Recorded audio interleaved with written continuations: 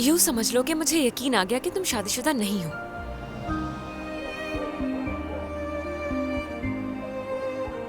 आशा, ऐसा तो नहीं मेरे बारे में फीलिंग्स चेंज हो गई हो तुम्हारी? सही समझ रहा हूँ ना मैं? मेरे दिल में तुम्हारे लिए जज्बात नहीं बदले हैं आतिश। हाँ, मगर तुम्हारे बाबा के लिए जरूर बदल गए हैं। मेरा मतलब, जैसा तुमने बुरा बताया था अपने बाबा को, वो वैसे बिल्कुल नहीं है। लेकिन आज मैंने उन्हें खुद देख ली।